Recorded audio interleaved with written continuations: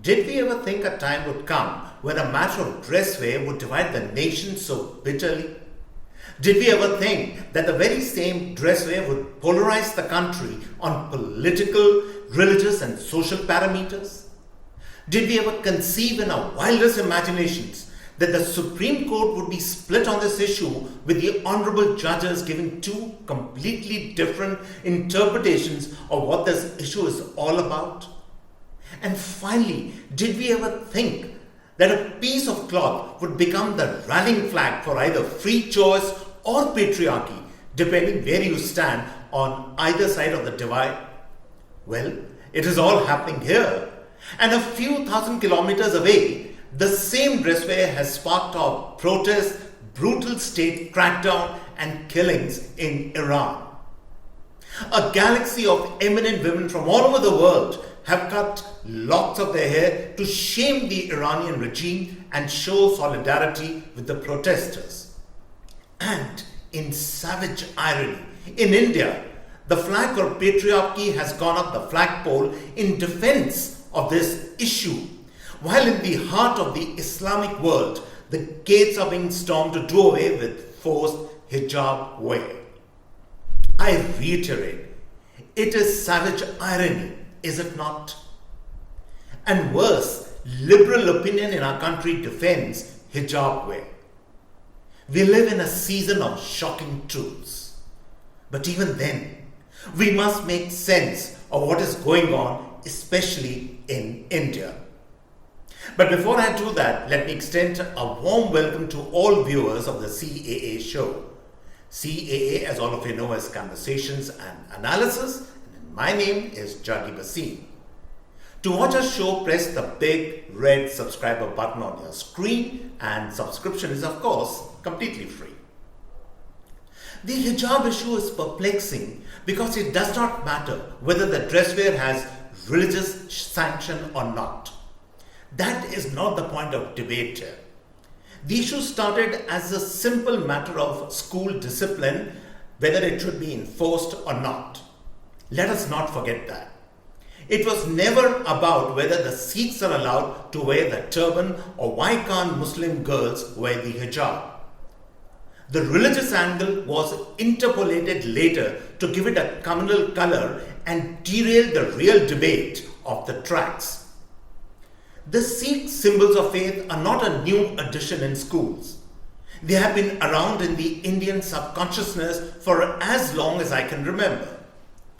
Just to address this point of the hijab versus Sikh symbols of faith, the hijab is a recent import to India and is of West Asian origin. There has been no practice of wearing the hijab in India. Scholars are also divided whether the hijab, even in the Islamic world, has any religious sanction. Therefore, to compare, the hijab with the wearing of the Sikh symbols of faith is what is called a disingenuous argument, at best a clever trick, as I said earlier, to derail the argument. Finally, if new dress wear of religious connotation is to be allowed in schools as a case of freedom of choice, then why stop here? Some Digamra Jains have a tradition of minimum dress wear. The Jews wear the kippah or yarmulke skull cap, and so on and so forth. Allow all religious communities to wear their traditional dress wear, and what will we have in schools then? A carnival of colorful religious attire. Is that what we want in our schools? And what about the concept of why we go to schools in the first place? To inculcate discipline in our children or to flaunt religious way? Then why stop there? If we allow all this, then the next demand will be to introduce halal meat in schools. The religious wish list is never ending.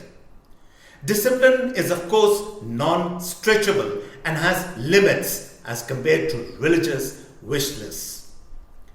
This is the real choice we must make, and it is a disingenuous argument that is being made to send the girls anyway with the hijab to schools so that their education does not suffer. And as I pointed out earlier, the liberals in India also argue that Muslim girls in India wear the hijab out of choice. And both in Iran and in India, it is the choice of self-determination that is at play. This, to my mind, is an absurd and sinister argument. The Iranian women, by their defiance, have shown that this dress wear is a symbol of oppression and patriarchy.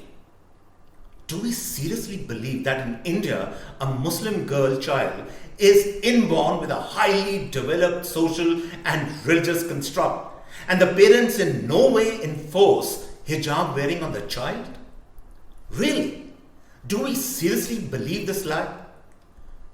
What really is going on is that the parents wants to impose male patriarchal discipline on the child instead of school discipline.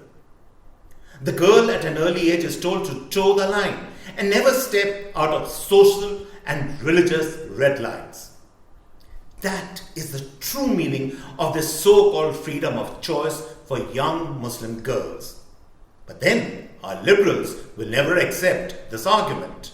For them, the defiance of Iranian women is kind of okay, but Muslim girls should wear the hijab in India. And as to the argument to allow hijab wearing so that the education of Muslim girls does not suffer, does anyone bother to think that the real education in schools is to develop a sense of discipline as prescribed by the school, and not make school discipline rubber band flexible to be stretched any which way according to anyone's religious wishes and fancy? What kind of students will leave the schools after class 12 who walked into them in the first place flaunting school discipline?